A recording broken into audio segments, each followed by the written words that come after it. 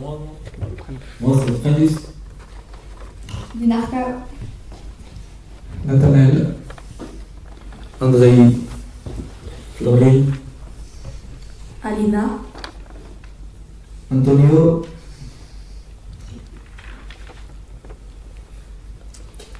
Alors avant de présenter l'abécédaire, je voulais rebondir sur ce que vous disiez sur Joseph Fredensky. C'était pas prévu, mais je trouve que le contexte s'y prête. C'est une situation qui nous anime au quotidien dans l'association.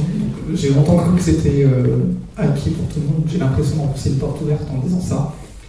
Mais étant donné qu'elle n'est pas ouverte pour tout le monde, je me permets d'ouvrir dès qu'on en a l'occasion. Donc Joseph Fredensky disait dans Culture et pauvreté, l'action culturelle est effectivement primordiale. Elle permet de poser la question de l'exclusion humaine d'une manière plus radicale que le fait l'accès au droit au logement, au travail, aux ressources ou à la santé. On pourrait penser que l'accès à ces autres droits devient inéluctable lorsque le droit à la culture est reconnu. Voilà, c'est juste pour replacer la culture dans le rôle qu'elle tient. C'était en guise d'introduction. Donc nous, on vient de Toulouse, on ne va pas présenter la SO maintenant, puisqu'on aura l'occasion de le faire à plusieurs reprises tout à l'heure. On voulait juste vous parler du coup de l'abécédaire. Donc l'abécédaire des droits de l'enfant, c'est ça.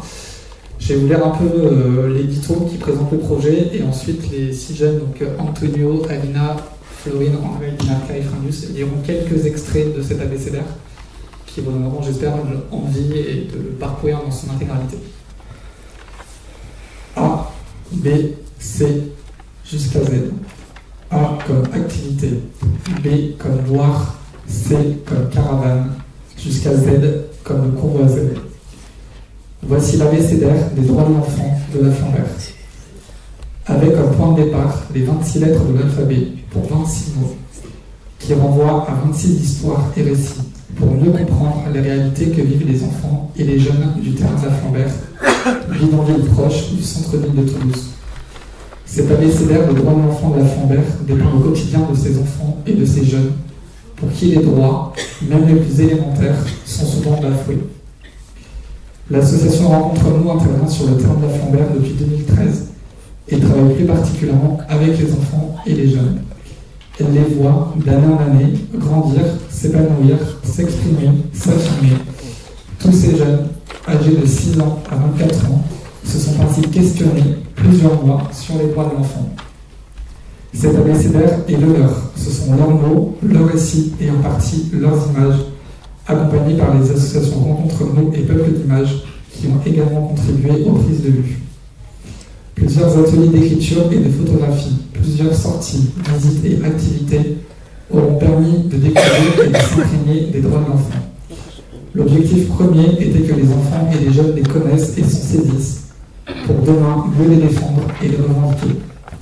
Eux ne demandent qu'une seule chose, entre guillemets, vivre comme les autres. Vivre leur enfance et leur jeunesse, réaliser leurs rêves sans que tout ne soit un obstacle. Dans cet abécédaire, les regards et les expériences des enfants et des jeunes se croisent donc. Ce sont leurs histoires telles qu'ils ont souhaité les raconter. Elles ne prétendent en rien à l'exhaustivité et ne peuvent être généralisées. Ce ne sont que quelques bribes de leur quotidien, incomplètes mais sincères, qu'ils sont acceptés de vous livrer et de partager avec vous.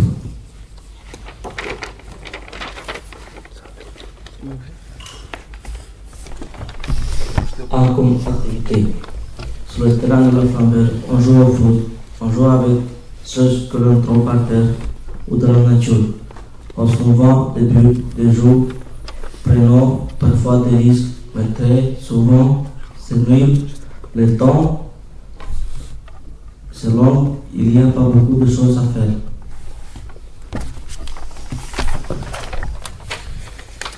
B comme boire. Sur le terrain, il y a seulement quelques robinets répartis aux 4 coins du terrain. Mais tous ne fonctionnent pas. Et l'eau qui sort, quand elle sort, n'est ni bonne ni potable. C'est comme caravane.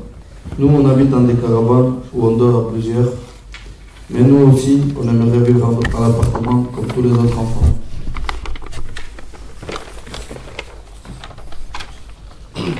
D comme d'élégance. Si on avait un rêve, ça serait de pouvoir marcher et se promener tranquillement, sans avoir peut-être peur d'être arrêté ou contrôlé. En plus, avec nos histoires, nos expériences et nos parcours, on a envie de montrer qu'on n'est pas des délinquants et qu'on a juste envie de s'intégrer comme tout le monde. F comme Flambert. En Roumanie, il n'existe pas de bidonville. Nos parents habitent dans des maisons ou appartements. Ils ont découvert la vie en bidonville en arrivant en France. Par contre, heureusement, tous les Roms en France n'habitent pas en bidonville et toutes les personnes qui habitent dans les bidonvilles ne sont pas des Roms.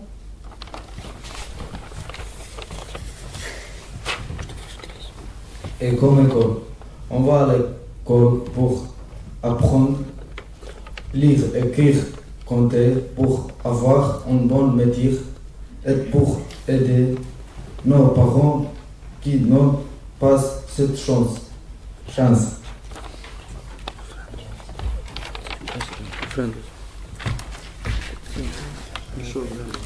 J comme Jean. Si on avait un rêve, ça serait que les enfants d'aujourd'hui prennent leur temps pour bien grandir. Et c'est pas mieux. Qu'ils profitent de leur jeunesse, ils ont plein de choses à apprendre et à découvrir.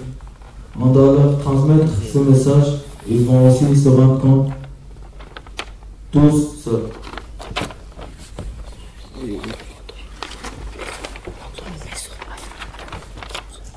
Elle comme liberté. Si on avait un rêve, ce serait d'être libre, de pouvoir vivre notre vie tranquille, propre, culture sans avoir l'impression de faire peur aux autres. Sans que les autres considèrent qu'on ne veut pas s'intégrer parce que ce n'est pas vrai.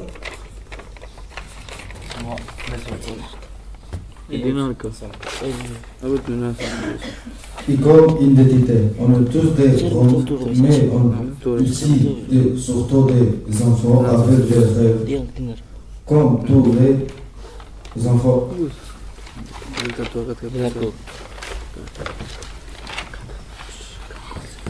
O comme obstacle. Obstacle parce que dans notre jeune vie, rien n'est facile. Alors, on a le sentiment qu'on doit tout gagner, toujours se battre. Nos parcours d'inclusion sont souvent salés d'obstacles, débouchés parfois avec des discriminations envers nous.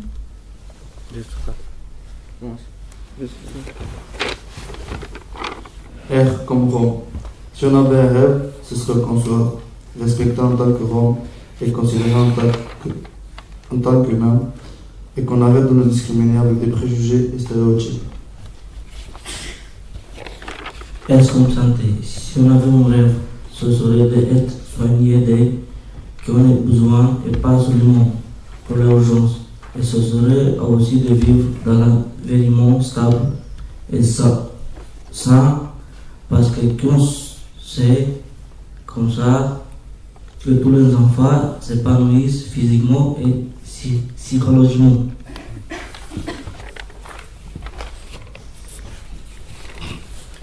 T comme talent. Si on avait un rêve, ce serait qu'on nous voit avant tout comme des enfants et des jeunes avec des talents à exprimer, des capacités à développer, des rêves à réaliser, avant de nous voir et nous considérer uniquement comme des jeunes Roms. On a tellement de choses à raconter, à montrer et à partager. V comme violence. La violence, on l'a subie quotidienne. On ne parle pas entre nous. On garde tout ça pour nous. Mais pour tout, on nous ramène ou fait comprendre.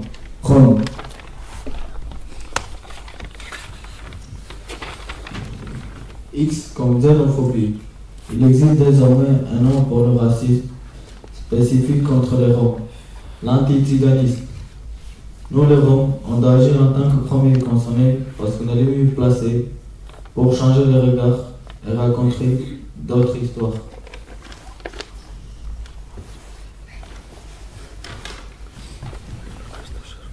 I comme jeu d'enfant. Si on avait un rêve, ce serait que les droits de l'enfant soient vraiment respectés pour tous les enfants qui vivent en bidonville. Comme nous, ils ont plein de rêves, de projets, ils doivent pouvoir les réaliser sérieusement pour garder espoir. Z comme le convoi Z. Avec ces projets liés à l'histoire, on veut connaître le passé pour comprendre le présent, ainsi agir sur l'avenir. Il nous reste encore plein de choses à apprendre, mais aujourd'hui, on commence à comprendre d'où vient la discrimination, on comprend qu'est-ce qui s'est passé dans l'histoire et a des conséquences pour nous aujourd'hui. Comme la conscience des politiques se sont construits et enracinés.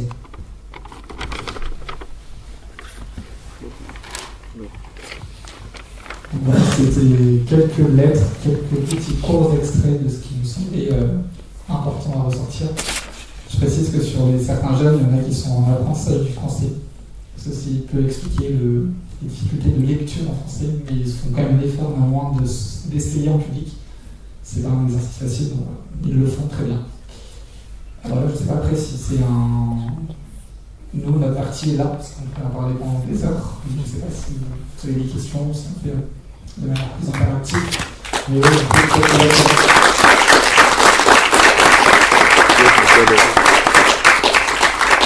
Merci. Est-ce que vous avez des questions sur les deux ouvrages de prestation qui nous sont... Qui a fait les textes dans votre abécédaire? C'est vous tous qui avez fait? C'est nous et les enfants de la Flambert. C'est vous qui avez fait la conception du texte? C'est très bien écrit, d'abord c'est en très bon français. Et puis c'est très élaboré, je trouve, comme texte. C'était votre idée en fait? C'était l'idée, tu peux en parler. Alors, oui, c'est pas les enfants qui ont écrit tous les textes bien écrits. Ah oui, mais c'est pas avec les enfants, mais c'est avec les enfants qu'on a fait. Ce qui s'est passé, c'est que Nous. des ateliers, c'est un projet qu'on a fait sur 2 ans.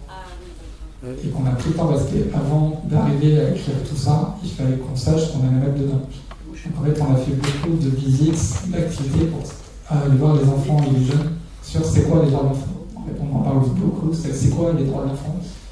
Nous, notre credo, c'est culture et éducation, mais il n'y a pas que ça. Donc on a fait beaucoup de visites. De ces visites-là, pendant plusieurs mois, on a récupéré beaucoup de matières. Et de ces matières-là, on a pris les 26 lettres de l'alphabet, on a essayé de mettre des mots à chaque lettre. Et ensuite, on a fait des ateliers d'oralité et d'écriture, voilà, avec des mots, des signes, des litres de tableau. Après, on a retravaillé les textes pour en faire des textes à peu près propres, qui soient fidèles à ce que les enfants et les jeunes voulaient. Et ça va être ça. Et ensuite, on est passé aux ateliers photo pour mettre en image du coup les textes des enfants. Mais ce que je comprends pas, c'est les jeunes qui sont là pour travailler avec les enfants. Est-ce qu'on peut parler dans le... Les jeunes, ils sont là pour les enfants très petits. Eux, ils sont trop contents. Je voudrais savoir le rôle, comment est-ce que vous distribuez les rôles dans cette association, parce que ces jeunes gens sont très grands. Donc, qu'est-ce qu'ils font avec les petits? C'est ça que nous savons. Ça marche ce truc? Comment vous organisez quand vous rassemblez tous? Nous, déjà, on travaille en équipe. On se trouve soit, je sais pas, sur le terrain de la Flambert, où il y a le bidonville, soit à l'extérieur. Je sais pas si je réponds bien à votre question. Après, c'est pas trop clair votre question pour moi. Le but avec les tout petits, c'est quoi? Parce qu'il y a des tout petits. Le but dans l'abécédaire, vous parlez? Oui. C'est le droit de l'enfant. C'est qu'ils prennent conscience qu'ils ont le droit de vivre comme tous les autres enfants. Voilà. Mais c'est très bien, je trouve. C'est une très bonne initiative. En fait, je vais juste en faire après. En fait, c'est sûr qu'il y a des degrés d'implication très différents entre un petit de 6 ans et eux. Ça, c'est fait. Il y a eu une trentaine d'enfants qui ont participé en tout à ce projet avec des degrés différents. C'est sûr que les jeunes qui sont là ont participé beaucoup plus activement que celui qui a 6 ans. Et que c'est beaucoup plus facile d'expliquer les droits de l'enfant à des enfants qui ont 10, 11, 12 ans qu'à un enfant qui a 6 ans. Mais c'est pas très grave parce qu'en fait, même encore avec cet abécédaire, on a nullement la prétention d'une part qui soit exhaustif parce qu'il est très incomplet et on a nullement la prétention que tous les enfants du terrain connaissent sur le bout des doigts les droits de l'enfant parce que c'est pas un projet comme ça à la volée même si on a mis du temps à le faire, qui va tout... mais en tout cas, il y a eu une prise de conscience. Je prends un exemple, B comme boire, sur le terrain de la Flambert. Donc en France, il n'y a pas d'eau potable. Ça fait 17 ans qu'il y a un bidonville, il y a des robinets, mais il n'y a pas d'eau potable. Il y a des enfants qui ont toujours grandi sur ce bidonville. Donc pour eux, la normalité, la norme, c'était que l'eau potable, c'était pas enfin, que le fait de ne pas avoir d'eau potable, c'était normal. Donc que boire de l'eau du robinet, ça se faisait pas parce que l'eau n'était pas toujours potable. Donc avec ce projet, il y a certains enfants qui se sont dit non, effectivement, le fait d'avoir l'eau potable, c'est important. Donc voilà, c'est des petites prises de conscience qui du coup forcément sont différentes d'un enfant à l'autre. Il y a des enfants qui ont été là à tous les ateliers, il y a des enfants qui ont fait un atelier, puis pas l'autre, puis l'autre. Voilà, donc ça c'est... Ensuite on a travaillé collectivement, donc, et poser la question sur les jeunes qui sont là, en fait ils sont dans ce projet, dans beaucoup d'autres projets de l'ASSO, ils sont à la fois bénéficiaires des actions et à la fois animateurs. Donc ils ont cette double casquette de je rétrocède, mais aussi j'apprends. Je participe et j'anime. Moi, c'était cool. Moi, c'était très rapide. Je voulais juste savoir où est-ce qu'on pouvait trouver l'ABCDR s'il était en ligne. Ah, ok. Si on pouvait trouver l'ABCDR quelque part, parce que j'aimerais bien le lire tranquillement. Et moi, je suis ici, je travaille avec Première Agence Internationale. Et juste pour voir si je peux avoir un contact, parce que je pense que peut-être qu'on sera intéressé de parler. Tout simplement. Oui, l'ABCDR sur notre site internet. Voilà. Il est téléchargé en PDF. Pour les contacts, je peux... C'est sur le site web. C'est sur le site, c'est même pas... Merci beaucoup.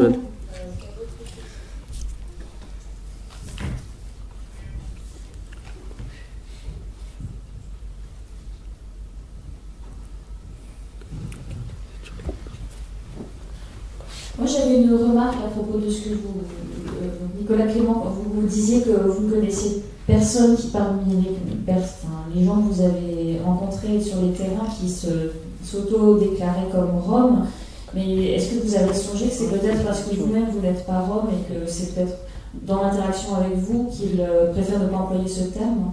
Non, parce qu'ils se définissent, ceux-là, en général ils ne se définissent pas, ils me définissent comme le gadget. Ils ne se définissent pas, mais quand ils se définissent, c'est comme gitan ou zigane. Mais quand ils se définissent en discutant avec vous, donc. Oui. C'est ça que je veux dire. Peut-être que c'est parce qu'ils parlent avec vous. Non, parce qu'ils pourraient utiliser un autre mot. Non, mais ils préfèrent éviter ce terme-là, peut-être parce qu'ils se disent que vous avez telle représentation, mais que quand ils parlent entre eux, ils ne vont pas forcément employer. Non, c'est pas ça. Alors, encore une fois, moi je ne connais pas tous les Roms. C'est mon hypothèse, moi peut-être c'est parce qu'ils parlent avec vous, donc un étranger à la communauté. Non, c'est pas ça, non. En tout cas, c'est l'idée qui m'est venue.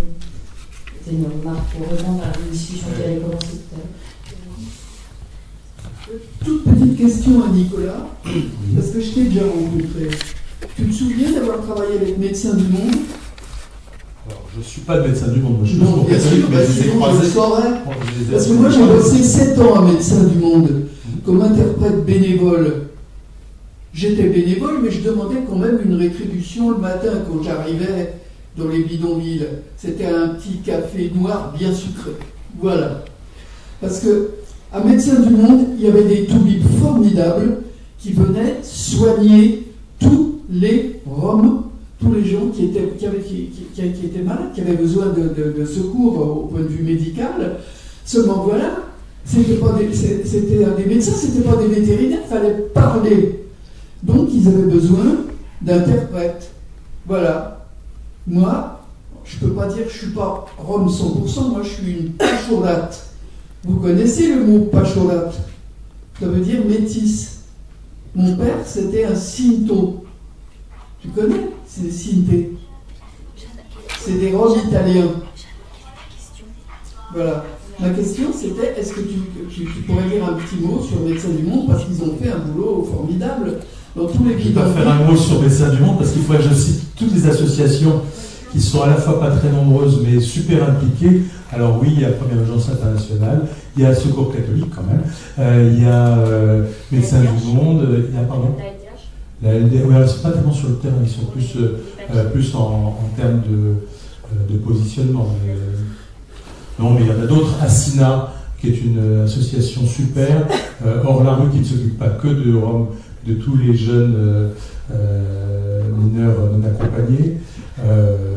Il y a On n'est pas des millions, mais ceux qui sont dedans sont vraiment très impliqués. Et il y a une structure qui s'appelle Rome Europe, qui regroupe à peu près tous ceux qui s'intéressent à ces sujets et qui essayent de voir pour. Je pense que vous devez en faire partie. Est-ce qu'il y a d'autres questions avant qu'on passe à la suite? Oui. Une dernière question. Moi, juste une. Du coup, si la question c'est que les Roms se définissent par Rome, quand ils parlent de vous, comment vous définissez les jeunes? En temps de demander au premier concerné. Pardon. Après, il faut savoir que Rome, Tzigane et tous ces mots, c'est la même chose. Rome et Tzigane, c'est la même chose. C'est juste que, par exemple, moi, je préférais qu'on m'appelle Tzigane, par exemple. Et quelqu'un d'autre qui est à côté de moi, il va dire qu'il veut qu'on l'appelle Rome. C'est chacun a son propre... Enfin, son propre chose. Chacun, vous dites comment? Moi, je préfère Tzigane aussi. Tous. Moi aussi.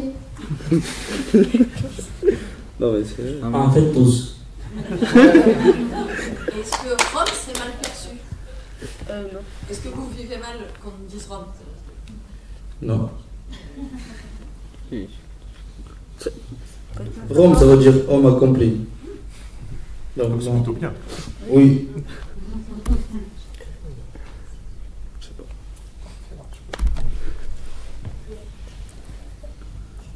En fait, ce qui est important, c'est que de plus en plus, avec l'évolution de la société, les débats, etc., en fait, on sort de plus en plus en fait, de l'entrée Rome, en fait, qui n'existe nulle part. Donc, tout ça, on s'appelle Rome, peut-être qu'un jour on change à changer de nom. Mais par exemple, sur les questions d'école, sur les questions d'habitat, sur les questions d'accès aux droits, en fait, on parle de personnes en situation de grande précarité. Et ce qu'il disait tout à l'heure, ce qui est dit sur la question du bidonville, toutes les personnes qui vivent en bidonville ne sont pas des Roms ou Tziganes, et tous les Tziganes et les Roms, en tout cas ceux qui se définissent comme tels, ne vivent pas dans le bidonville. Donc, Roms ou Tziganes n'égale pas bidonville. Donc, en fait, on sort de cette entrée dans le social et dans le droit commun, dans le fait qu'il n'existe nulle part, il n'y a aucunement une case de Rome, voilà, soit ressortissant européen, soit non européen. Et en fait, on parle de personnes en situation de grande précarité. Merci. Moi, c'était vraiment une question, c'était un peu des éléments de réponse. Nous, au CNDH Rome Europe, donc un collectif tête de réseau, nous rencontrons devant toutes ces associations. Donc, deux éléments de réponse, notamment pour la définition Rome ou pas Rome. Effectivement, de toute façon, quand on parle d'habitat précaire, on parle de personnes habitant en habitat précaire et c'était pas nécessaire de définir. Mais par rapport à votre question, il y a des choses en Roumanie, notamment, il y a un recensement qui a été fait par une association de Roms pour les Roms et pour permettre aux personnes, minorités Roms de Roumanie, de se revendiquer comme Roms et d'être fiers d'être Roms. Et en fait, ils remarquent qu'il y a besoin d'un long dialogue et de beaucoup parler pour faire ce recensement, parce qu'il y a des personnes qui ont simplement un peu peur d'être fichées comme telles, et parce qu'elles savent qu'elles sont victimes d'antiziganisme depuis des années, et que du coup c'est un peu plus compliqué. Donc c'est pas vraiment une question de gadget ou autre, c'est plutôt que ça peut être plus difficile aussi de se revendiquer comme tel. Voilà. C'est des éléments de réponse, mais il y a des choses assez intéressantes. Et pour ce qui est de la réponse à madame qui est citée médecin du monde, si vous voulez connaître beaucoup d'associations, avoir les contacts d'associations qui agissent sur la question de l'habitat informel, des personnes qui vivent notamment en squat, bidonville, hôtels sociaux ou autres, indépendamment d'être homme ou pas, ça c'est vraiment peu importe. Vous pouvez aller sur notre site et il y a toutes les associations de France qui sont référencées sur ces questions-là. Donc, comme ça, on n'en oublie pas. On peut citer tout le monde. Juste pour compléter ce que disait Nathanaël, si ça vous parle. On a dit un peu la même chose sur le fait que la principale caractéristique, c'était la précarité, c'était pas l'ethnicité. Ceci dit, en même temps, on voit que le politique qu'il s'agisse du discours de Sarkozy en 2010 ou du discours de Valls en 2014 ou 2013, je ne sais plus. Mais ça fait vraiment des politiques importantes. C'est pas juste le maire de Trifouille-les-Oies ou le maire de Chimazarin, c'est quand même un président et un premier ministre qui ont quand même écrit et dit des trucs qui ne sont pas tolérables et qui, eux, étaient très ethnicisés pour le coup. Donc malheureusement, oui, moi je suis d'accord, c'est un problème de pauvreté et essentiellement ça, mais qui est, par notre société, très ethnicisé. Et donc ça finit par prendre ce caractère, et même ce que j'évoquais tout à l'heure par rapport à l'aide médicale d'État, normalement, l'aide médicale d'État, c'est un truc qui s'applique qu'aux extra-européens. Et il y a eu, entre guillemets, un progrès, il y a quelques années.